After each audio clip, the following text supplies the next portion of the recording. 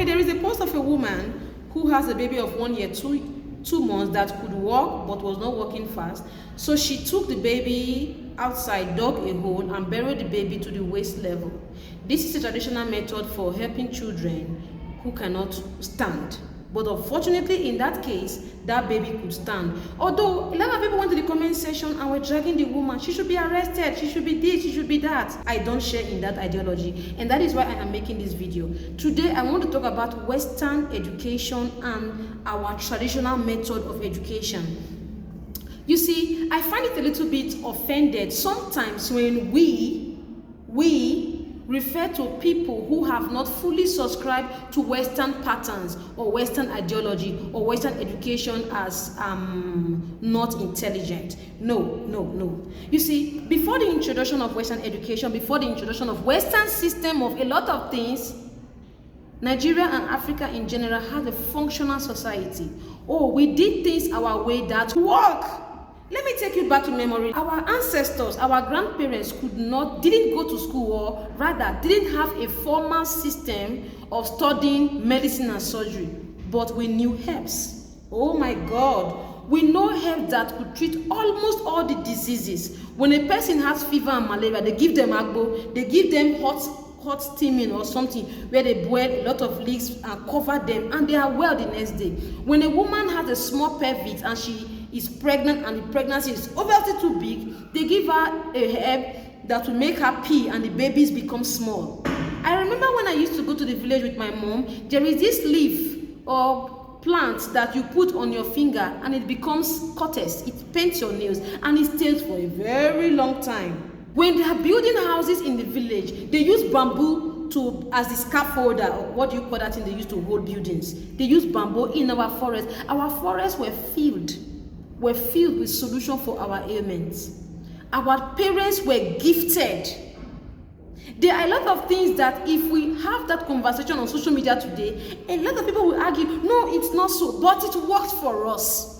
It worked for us before the introduction of Western education. It worked for us before the colonial masters came with their own pattern of things. Our grandparents never had a chance to study astrology, but they could look at the sun and say, oh, it is going to rain in 2 hours. They know dates. They keep dates by market days. And these are the people you think are not intelligent. Hey. Our grandparents never studied engineering, but they were building their houses. They were building bamboo houses. Social media, our job is to argue. But our ancestors were rainmakers. They were dragging rain and thunder. They were diviners. They didn't have a formal education for that. They didn't. Although our system wasn't the best, but it worked. Our ancestors never had a chance to study agricultural science, but you and I know that some of your grandparents had the biggest farms in your village. Some of your grandparents could produce enough crops and food to feed a whole village. They never studied agricultural science.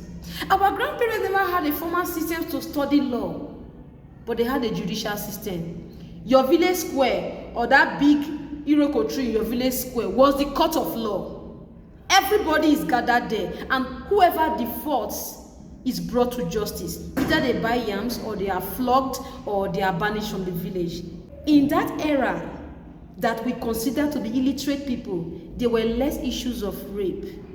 In that era, there were less issues of stealing. In fact, if somebody steals in a family, that family is tagged for life. Nobody marries from that family. Nobody goes near that family. There were things, there were rules and regulations that was used to keep law and order.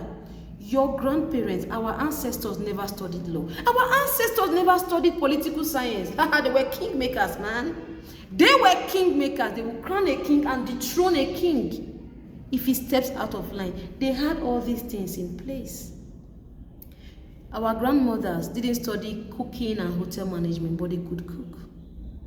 They know the good food to cook when a woman gives birth to a child.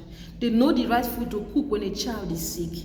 These people that we called illiterate because they didn't subscribe to Western system and pattern of education or Western ideology. We had a functioning system where we were people living in a communist lifestyle. It takes a village to raise a child is a saying, and it was applicable and it was literally lived.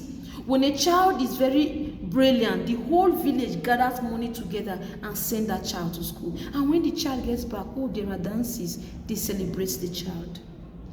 You can be in the village and call someone's child to come and run errands for you. You can be sick in the village and your neighbor will come and treat you. When a child is working somehow, somebody will call the woman, Mama Ekene, the way Ekene they were kind of good, though, go check that pikin, be like, who know where. That was a system we had. And look at us today, Western people that went to school, we are educated. We have a more broken and damaged society now than then. Although, like I said, a lot of the things they did back then wasn't the best solutions, but we had a functional society. So you dragging a woman that still cling on to the traditional system of making a child work, I think you are the problem. Yes, we are the problem. If you go to the village next time, I don't think you should call your grandparents illiterate because they can't read or write. No, they are old school, they are traditional minded people. That is the right words to call them. Although someone like me, I believe that a lot of the things that worked for them back then didn't work for us anymore. We have new system, but I don't really like traditional minded people. The reason I don't like them is because of traditional stance, that the traditional post-colonial stance on women, not pre-colonial stance on women, the post-colonial stance on women. That is why I really don't really get too easy with traditional minded people. But we had a system that was working for us. Look at us today.